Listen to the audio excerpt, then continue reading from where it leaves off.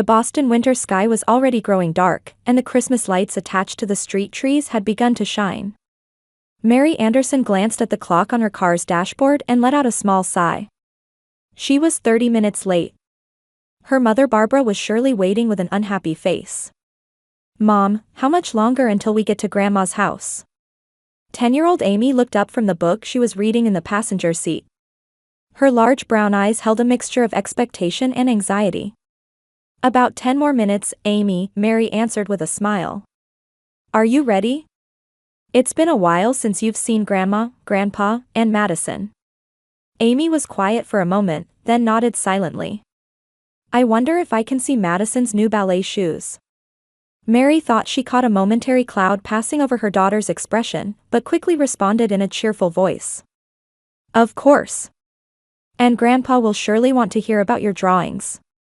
In her heart, Mary prayed that this Christmas vacation would pass peacefully. Though she was successful as an accountant and led an independent life, whenever she returned to her parents' home, she was always overcome with the same feeling of powerlessness she had as a teenager, especially in front of her mother Barbara. About 5 years ago, Mary had begun a separation from her husband David. His infidelity and financial irresponsibility were the reasons. Though the legal divorce had not yet been finalized, she was essentially living as a single mother. David only paid child support irregularly and had almost no contact with Amy. "There it is, Amy. I can see Grandma's house now." A large, New England-style White House came into view. Latticed lights shone in the decorated windows, and a beautifully adorned wreath hung at the entrance. Mary pulled over to the curb and turned off the engine. For a moment, she remembered the phone call at the office before departure. It was an important matter from a major client. She had really wanted to work properly until the end of the year, but her mother had strongly wished for Christmas with the whole family, and she couldn't refuse. The front door opened, and Mary's father Robert appeared. He was a gentle man characterized by his graying hair and warm smile. "Hey, you're here. Amy, Grandpa's girl has finally arrived." Amy leaped out of the car and ran toward Robert. He scooped up his granddaughter and spun her around. "How much you've grown, Amy. You're 10 now, aren't you? Quite the young lady." Mary watched her father and daughter while taking suitcases out of the trunk. At least her father remained kind. However, she sensed something troubled behind his smile. "Mary. You've finally arrived. You're past the agreed time." Barbara appeared at the entrance, directing a stern gaze at her daughter. She had styled her permed blonde hair and was wearing a warm cashmere sweater with a pearl necklace. Beside her stood Mary's sister Jennifer and her daughter Madison. "I'm sorry, Mom. A sudden work matter came up at the office," Mary apologized, but Barbara waved her hand dismissively. "Work, work, always work. Is it more important than family time?" Jennifer arrived yesterday morning. Mary took a deep breath to maintain her composure. Jennifer is a full-time housewife, so she has flexible time. "I have a job." "Mom," Amy called in a small voice. "May I say hello to Madison?" Mary gently stroked her daughter's shoulder. "Of course." Amy approached Madison and shyly waved. "It's been a while, Madison." Madison looked at Amy from under her eyelashes and barely nodded. Her new dress and ballet shoes were clearly expensive. "Madison, don't you have something to say to Amy?" Jennifer gently pushed her daughter's back. "Hello, Amy," Madison finally spoke. "Your dress is cute. Did you buy it on sale?" Jennifer giggled, and Barbara smiled. Mary felt angry, but before she could speak, Robert intervened. "Well, everyone, let's go inside. It's cold out here. Amy, would you help Grandpa carry your luggage?" Inside, a large Christmas tree was decorated in the living room. Several gifts were already placed beneath it, with a notably large box that appeared to be for Madison. A small package for Amy was visible, just one, tucked away behind the tree. As Barbara led Mary to the dining room, she said in a low voice, "I really wanted you to come earlier. I wanted help preparing the Christmas dinner for Madison. She's such a special child, and Jennifer is working so hard." Amy is a very special child too, Mom, Mary quietly objected. Yes, of course, Barbara replied dismissively. But Madison won a ballet competition. Your child. She paused for a moment as if searching for words. Likes art. Mary inhaled deeply, sincerely wishing for a peaceful Christmas. However, when she returned to the living room, she encountered Madison dropping Amy's picture book on the floor and saying sorry in an obviously insincere way. This is going to be a long 3 days, Mary resigned herself. On Christmas Eve night, a flickering flame illuminated the fireplace in the Wilson home, casting warm light throughout the living room. The family had settled into their respective places, with a traditional Christmas atmosphere hanging in the air. Yet beneath the calm surface flowed a definite tension. Robert sat in an armchair beside the fireplace, slowly swirling whiskey in his glass. His gaze was directed at the flames, but his eyes seemed to be looking at something far away. Mary observed her father with concern. His usual jokes and cheerful topics were few tonight, and he wore a brooding expression. Dad, are you okay? Mary rose from the sofa and moved closer to her father. Robert smiled as if coming back to himself, but the smile didn't reach his eyes. Oh, it's nothing. When you get older, Christmas becomes a season of memories. Barbara and Jennifer continued their conversation loudly at the dining table while looking through Madison's photo album. This photo is from Madison's ballet recital.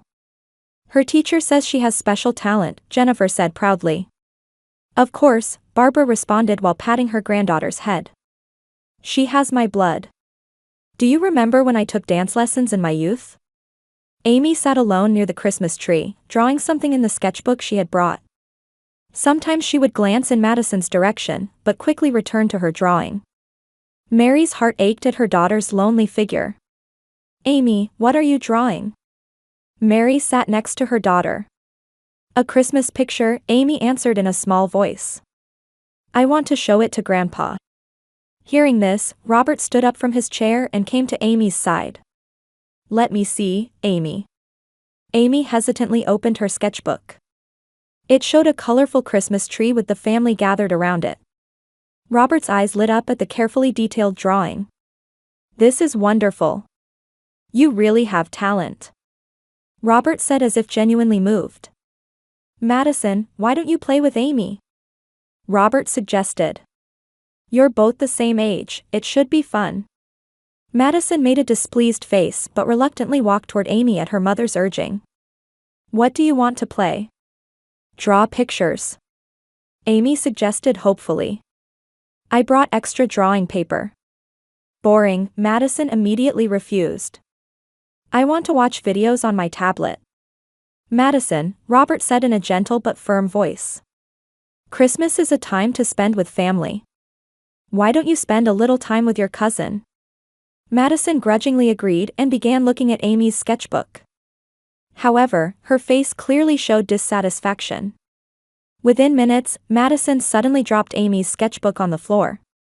Sorry, my hand slipped, Madison said unapologetically and returned to Barbara and Jennifer. Amy silently picked up her sketchbook and gently smoothed the wrinkled pages. Mary felt her face growing hot with anger, but Robert placed a hand on her shoulder. I'll talk to them, Robert said as he headed toward Barbara and Jennifer. However, before he could say anything, Barbara spoke up. Let's have dinner now. A special Christmas Eve dinner.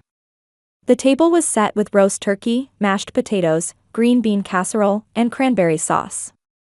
Barbara proudly surveyed the table. Jennifer and I prepared it since this morning. All Madison's favorite recipes. Mom, it's a lovely dinner, Mary said in a deliberately cheerful voice. I'm sorry I couldn't help. Well, you're busy with work, Barbara's words contained sarcasm. Jennifer puts family first, so she can handle these important preparations. Mary bit her lip. Her mother seemed to have no understanding that she was raising her daughter alone and working hard to make a living. As the meal progressed, Barbara gradually shifted the topic to Mary's divorce issues. So, how are things with David? You still haven't finalized the divorce. Mom, please stop, Mary said in a quiet but firm voice, conscious that Amy was at the table. I'm just asking, Barbara waved her hand. It's natural to be concerned about my daughter's life. I understand being a single mother is difficult, but children need a father. Barbara, Robert raised his voice for the first time in a while. That's not an appropriate topic for tonight. However, Jennifer interrupted. But Mom's right. Steve and I have been married for 10 years, and we stay together for Madison's sake. Family requires compromise, doesn't it? Compromise? Mary's voice rose slightly. Even though you know David cheated twice, interfered with my career, and ran up debts. A heavy silence fell over the table. Amy pushed away her food and sat looking small. Mary came to her senses and gently stroked her daughter's shoulder. I'm sorry, Amy. Don't worry about the grown-up talk. But we're all going to Uncle Pete's place, right? Madison suddenly said. Mom told me. For Christmas lunch tomorrow. Mary looked at her mother in surprise. Uncle Pete? Mom, you invited him. Barbara shrugged. Of course. He's family. Pete was Barbara's brother who had once publicly stated that Mary's job was not suitable for women and had taken David's side in the divorce issue. Mary felt angry at this choice but didn't want to continue arguing in front of Amy. I'm looking forward to tomorrow morning, Robert suddenly said in a quiet voice. Everyone turned to him. Especially you two, Amy and Madison. Santa will surely bring you something wonderful. There was a strange light in his eyes. Mary sensed something like determination in his expression and felt momentarily anxious. Dad, are you okay? Mary asked again. Robert smiled gently. Yes, tomorrow will be an unforgettable Christmas. That much I promise. As bedtime approached, Amy nestled next to Mary, her eyes shining with anticipation for Christmas morning. Mom, do you think Santa will come tomorrow? Of course, Amy, Mary answered while stroking her daughter's hair. Anxiety spread in her chest. Mom, wake up. It's Christmas. Amy's excited voice woke Mary. The early morning light filtered through the curtains, filling the room with a pale glow. The clock showed 6:30. Amy, it's still early, Mary said sleepily, but her heart warmed at the expectation shining on her daughter's face. But I want to see if Santa came. Amy was already bouncing by the door in her pajamas, her small face filled with pure joy. Mary smiled and got up. She felt saved by her daughter's innocent appearance, which made her forget last night's tension. All right. But Grandma and the others might still be asleep, so be quiet. Grandpa is awake, Amy replied. I saw him making something in the kitchen. The two went downstairs. Indeed, the scent of coffee wafted from the kitchen. Colorful lights from the Christmas tree were visible from the downstairs living room. Amy. Merry Christmas. Robert came out of the kitchen and lifted his granddaughter. You're up early. Want to check if Santa came? Yes. Amy squirmed in her grandfather's arms. Can I go see? Of course, Robert put Amy down and handed Mary a coffee cup. You'll need this. Thank you, Dad. Mary took the cup and noticed something different in her father's expression. It was a complex look mixing determination, resolve, and a touch of sadness. Amy ran ahead into the living room. When Mary and Robert followed, Amy suddenly stopped in her tracks. Under the Christmas tree was an unimaginable quantity of presents piled high. Boxes of various sizes wrapped in colorful paper were arranged around the tree. However, all these gifts had tags that read, "To Madison." Madison's presents? Amy said in a small voice. Her eyes scanned around the tree. Where are mine? Mary felt her chest tighten as she placed a hand on her daughter's shoulder. Let's look.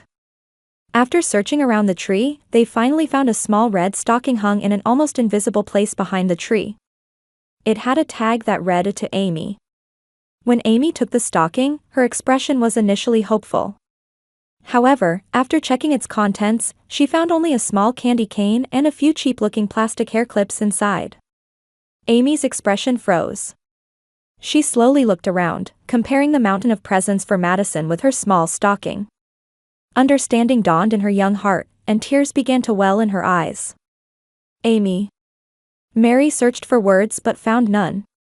Amy tried hard to hold back at first, but suddenly large tears began streaming down her cheeks. She started crying quietly, but with uncontainable sadness. What's all this noise so early in the morning? Barbara, Jennifer, and Madison came downstairs. Madison was already wearing new satin pajamas, her hair perfectly styled.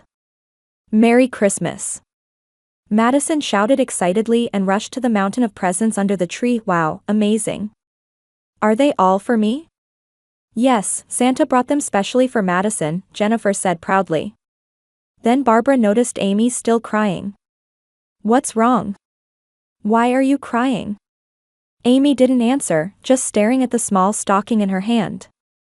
The sound of Madison opening box after box and exclaiming with joy echoed through the room. Amy, what's wrong? Barbara's voice grew increasingly stern. Mom, you can see what's wrong, Mary said, restraining her anger. Madison has all these presents, while Amy has just one stocking. Barbara looked surprised for a moment but quickly hardened her expression. So that's the problem? Santa brings lots of presents to good children. Madison has achieved excellent grades all year and worked hard at ballet. Mom. Mary's voice trembled. How can you treat a child like this? At that moment, Amy's crying became a little louder. She dropped the stocking on the floor and covered her face with both hands. Barbara's face reddened with anger.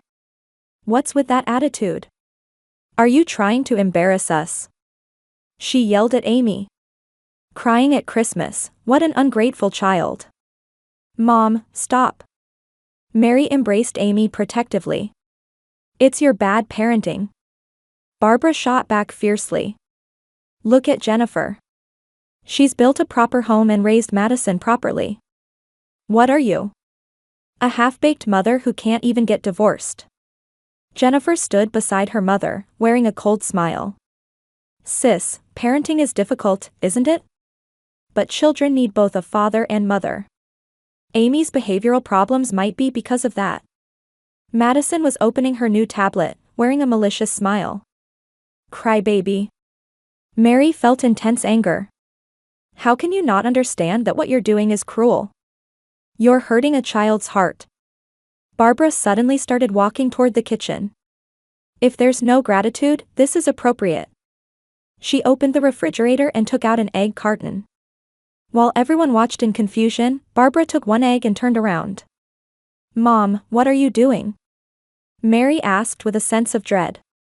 Without answering, Barbara threw the egg at Amy. It hit her chest, broke, and spilled yolk and white over her pajamas and hair. A shocked silence spread through the room. Amy froze in fear and surprise, just staring at her clothes. Mary trembled with anger and took a step toward her mother. Barbara. Mary called her mother by name. How could you do such a thing? As she was about to move toward her mother, Robert, who had been silent for a long time, stepped forward and said in a quiet but dignified voice. That's my gift. Everyone stared at him in confusion. What do you mean, Robert? Barbara asked in a shaken voice. Robert took a smartphone from his pocket and showed the screen. I've been recording everything that just happened, including Barbara's violent act. He approached Amy and gently began wiping the egg from her face with a handkerchief. I'm sorry, Amy. Grandpa was a little late. But it's okay, now. The color drained from Barbara and Jennifer's faces. Madison hid anxiously behind her mother. Robert, what are you planning to do? Barbara's voice was trembling. For 40 years, I've watched in silence. Robert's voice was quiet, but his eyes were cold as ice. What you've done to Mary, and now to Amy too. Enough is enough. He turned to Mary and smiled. You're a wonderful mother. And I'm proud of you. Amy, the real Christmas starts now. Robert opened a large closet in the corner of the living room. Inside were many wrapped boxes that had been hidden. The real presents from Santa are right here. A heavy silence filled the room. Barbara and Jennifer were at a loss for words, transfixed by Robert's actions. Mary watched her father with disbelief as she comforted the sobbing Amy. "Robert, you must be joking?" Barbara said in a trembling voice. "Recording family issues." "This is no joke," Robert interrupted in a quiet but resolute voice. He headed to his study and gestured for everyone to please follow. Mary took Amy's hand and whispered, "It's okay, let's go see." Amy nodded, though her shoulders still trembled. In the study, Robert opened a drawer in his large desk and took out a brown envelope. "Mary, I want you to have this." When Mary opened the envelope, it contained legal documents. They were divorce papers with detailed instructions for property division with Barbara. As she read through the documents, Mary's eyes widened. "Dad, this is..." "I've been in contact with David and prepared all the documents he needed to sign," Robert began explaining. "All that's left is your signature. Also, I'm proceeding with my divorce from Barbara. I've arranged for most of the property to go to you and Amy." Barbara turned pale and collapsed into a chair. "Robert, what are you doing? 40 years of marriage." "For 40 years, I've pretended not to see." Robert's voice was filled with sadness, but his determination was unwavering. "How you've always been critical of Mary and favored her sister." "I was weak. I couldn't stand up. But today's events strengthened my resolve." Robert took out a tablet and tapped the screen. It displayed a list of video clips with dates and times. "These are records I've kept for the past 3 years. Evidence of the psychological abuse and verbal insults Barbara and Jennifer have inflicted on Mary and Amy." Mary gasped. "Dad, you've been..." "I couldn't forgive myself for failing to protect my daughter and granddaughter." Tears welled in Robert's eyes. "Mary, I'm sorry. I should have acted sooner." Amy approached her grandfather and took his hand. "Grandpa, don't cry." Robert gently embraced Amy. "Amy, I need to apologize to you too. But it's going to be okay, now." He stood up and said, "Wait a moment," then left the room. A few minutes later, he returned carrying several large boxes. "These are the real Christmas presents." Robert placed the boxes in front of Amy. Amy timidly opened the first box. Inside was the high-quality art supply set she had long wanted. The next box contained a beautiful collection of books, and the final large box held a gleaming new bicycle in disassembled form. "Grandpa." Amy was speechless. "Grandpa has been watching you all along," Robert smiled gently. "Your talent and kindness. How you always try your best quietly." Jennifer's face reddened with anger and confusion. "Dad, how could you do this? Mom and I have always treasured you." "That's the problem." Robert looked at Jennifer with stern eyes. "You treasured me, but you were only taking advantage of my weakness. You satisfied your sense of superiority by belittling Mary and Amy." Barbara stood up and protested vehemently. "Robert, you're not in your right mind. We were a fine family. Mary ruined everything. With that failed marriage, raising a single-parent child." "Enough." Robert's voice resonated through the room. He took a small box from his pocket and handed it to Mary. "This is also a gift for you." When Mary opened the box, inside was a shiny new key.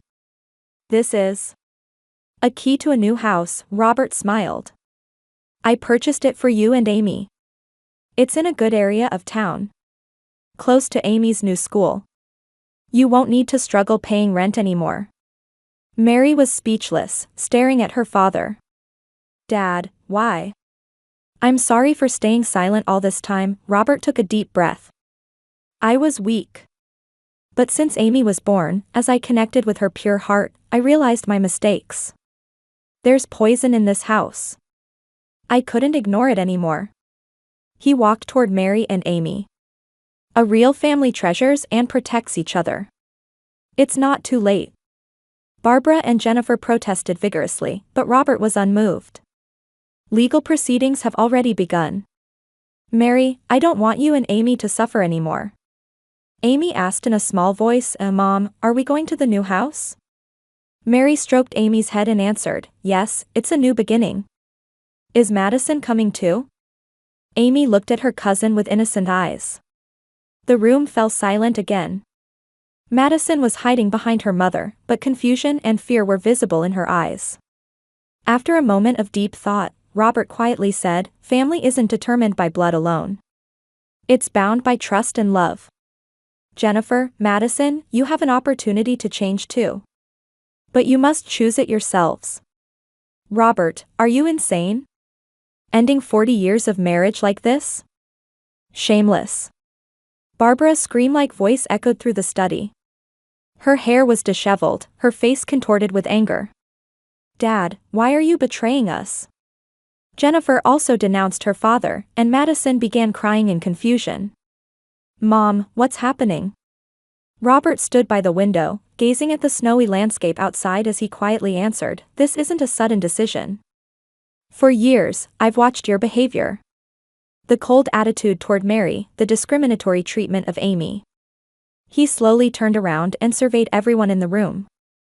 "I've already consulted with lawyers. Barbara, I'm prepared to take legal action regarding your unfair treatment." At those words, the color drained from Barbara and Jennifer's faces. They seemed to finally begin understanding the seriousness of the situation now that Robert was considering legal measures. "But, what will happen to us?" Jennifer's voice was trembling. "That depends on you," Robert answered in a somewhat softer tone. "If you have the will to change, I suggest family counseling. But from today, your attitude toward Mary and Amy must change." In her father's figure, Mary saw strength standing up for them for the first time. Long-suppressed emotions welled up, and tears formed in her eyes. "Dad." She searched for words, but couldn't find any that adequately expressed her gratitude. Robert placed a hand on Mary's shoulder. "I hope you don't think it's too late. I couldn't forgive myself for turning a blind eye for so long. But even now, I want to protect you and Amy." Amy quietly took her grandfather's hand and said in a small voice, "Grandpa, thank you." Months later, the spring sunshine streamed through the windows of Mary and Amy's new home. The divorce was finalized, and Barbara and Jennifer had fallen on hard economic times. Without Robert's income, they could no longer maintain their luxurious lifestyle. Jennifer had to cut back on expenses for Madison too, and ballet lessons were reduced to once a week. Ironically, through this experience, she had gradually begun to recognize her mistakes. She had tried to contact Mary several times, though they hadn't yet reached a full reconciliation. One afternoon, the doorbell rang. When Mary opened it, Jennifer stood there with Madison. "Mary, can we talk for a bit?" Jennifer's voice no longer had its former arrogance, it had become somewhat humble. Mary hesitated slightly but invited them into the house.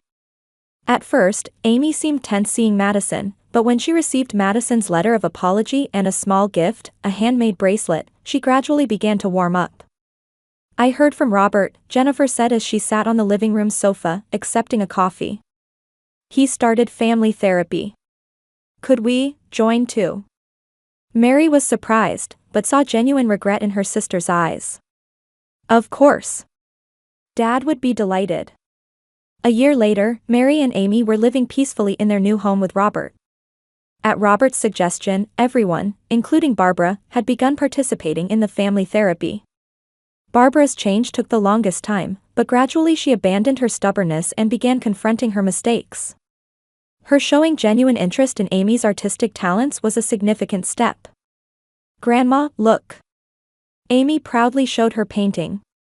It was a picture of the family gathered around a Christmas tree. "That's wonderful, Amy," Barbara exclaimed with sincere admiration. Unlike her previous fake praise, this time her words contained truth. In the living room, a Christmas tree decorated together by Madison and Amy sparkled. The relationship between the two girls had improved gradually, and they now occasionally played together. Robert stood by the fireplace, looking over the entire family. "Love is a choice, demonstrated by daily actions," he spoke quietly. "I'm grateful for the opportunity to re-examine the meaning of family." Later that night, after everyone had retired to their rooms, Mary stood by the window, looking up at the starry sky. Life had changed in a direction she couldn't have imagined a year ago.